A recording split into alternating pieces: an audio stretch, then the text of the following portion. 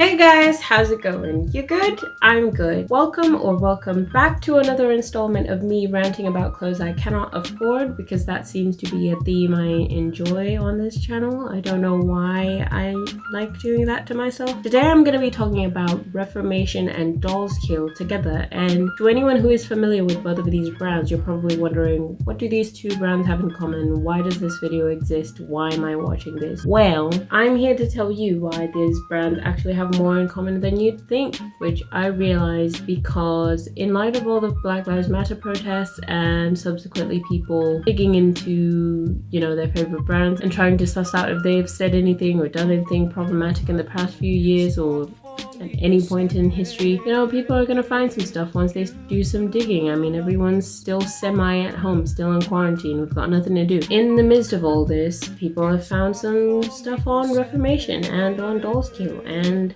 turns out both their founders have said and done some pretty racist stuff. Now people are angry. People want to boycott. I don't blame them. I might join them, but I'm not actually a customer, so I guess I don't count. First of all, I'm going to give a brief background as to why I've decided to conjoin these two brands in an analysis and try and justify it in a way that isn't just me avoiding making two separate videos because I'm lazy. I've already made a video about the types of clothing that Reformation does if you want to check that out, but just a brief summary would probably be LA babe, very chill, picnic bitch. Normally I would then do a run through of the Dolls Kill website for anyone who's not familiar with their clothing, but given what I'm about to talk about, I'm not gonna even want to give them the website traffic because they don't deserve it. They don't deserve my time. A summary I would give as an outsider, because I do not partake in this aesthetic at all, is loads of chains, loads of chunky heels, lots of lace, lots of mini skirt, and either all black or full rainbow. There is no middle ground. I am pretty sure that in some alternate universe I am probably rocking this aesthetic because 10-inch chunky heels seem like a pretty good idea for a 5'2" short queen. So I'm gonna break this video down into chapters or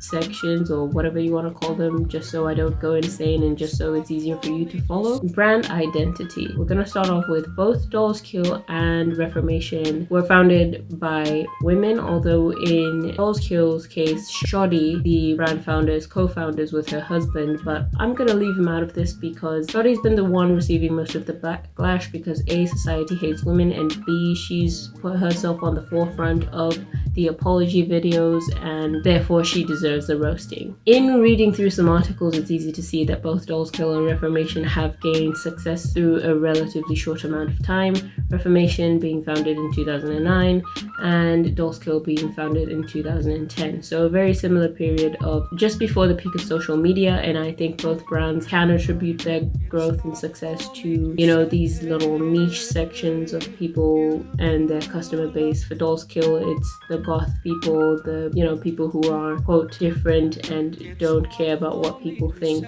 in Shorty's words. And for Reformation, it's the section of people who want to look cute and flirty but also care about the environment but also still want to keep buying loads and loads of clothes. So it's kind of like, what do I do? Oh hey, Reformation's got your back. The aesthetic of models you will find on the website are people who sort of look like her, so fair, skinny, tall. That is the complete opposite of me, I've just realized. Both brands were created and are based in California, USA. Another similarity is now both of the companies are dealing with the PR mess that is their founders' racist past/present. What happened? My initial source for this drama was the Diet Prada page on Instagram, shout out to them, where they had a compilation of complaints about Yael, the founder of Reformation, allegedly, making racist comments and posts and also being hesitant to hire non-white or specifically black models because the company wasn't ready for it, even though they are so ready to take people's money. I've also discussed the lack of inclusivity in terms of sizes on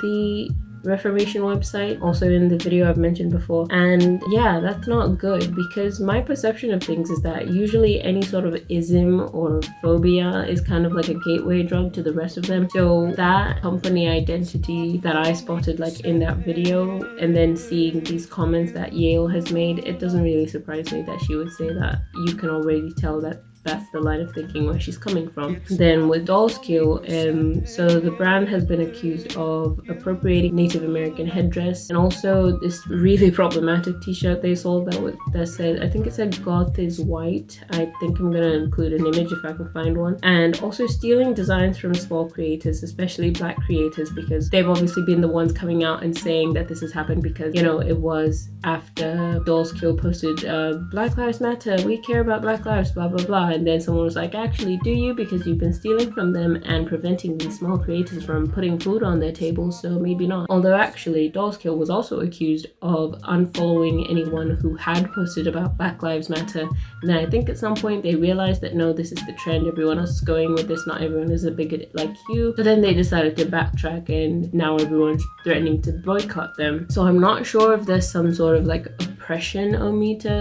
for us to measure which one of these two companies is worse, but I'm pretty sure we can all agree that both of them are bad. Back to their bases in California. Both companies also use immigrant labor, so for Reformation they do have some worker benefits, but they somehow can't manage to reach them to a normal living wage, which just doesn't add up. In Dolls Kill's case, it is documented that they use immigrant workers, they are not paid well, and their working conditions are horrible. So the manipulation of a minority group who can't really say anything because they need the work sounds pretty racist to me. Although people have probably already known about this and just didn't care enough until everyone was radicalized because of Black Lives Matter. So I guess the movement is doing its job in that way, because people are taking the time to educate themselves by watching videos like this one. If you're enjoying it, like, by the way. I guess the company difference comes where how are they dealing with the situation. For Reformation, the response was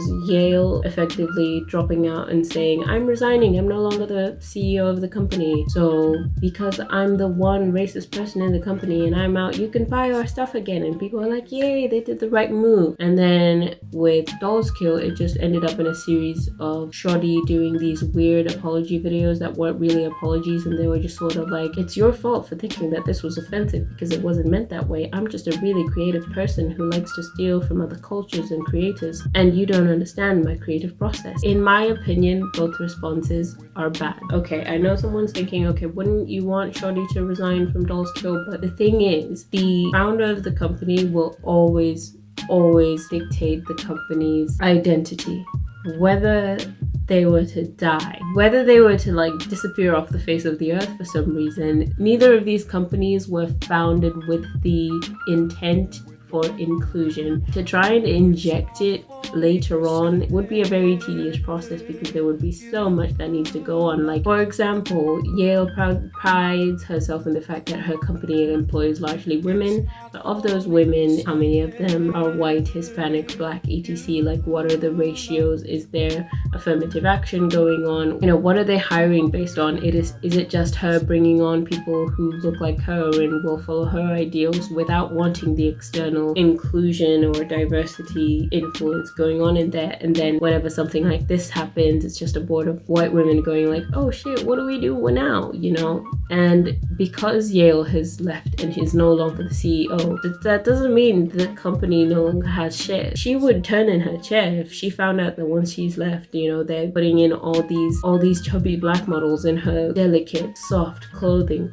How dare they? She would flip out, you know? Although actually, Dolls Kill has been accused of doing that. Like, once people complained about only white models on their page and all the insulting stuff, they went back and revamped it, and they were like, oh, let's tidy all this mess up because the Black Lives Matter people are coming. Shit, what do we do? And that is also not good because it's just performative, because at some point people are going to start going back to work, all the radicalism is going to die down, and then they're going to be like, aha, it's our chance, let's go back to the fair stuff we're used to, and it all goes back again. So to the people who are boycotting, I say good for you. Hopefully you will find a brand you identify with more to make your purchases from, or just reduce your purchases in general, because there is no true equality, inclusivity, and lack of exploitation under capitalism. So my hope in making this video and talking about this issue is that maybe people will continue to care about these things and to care about how brands operate, to the point where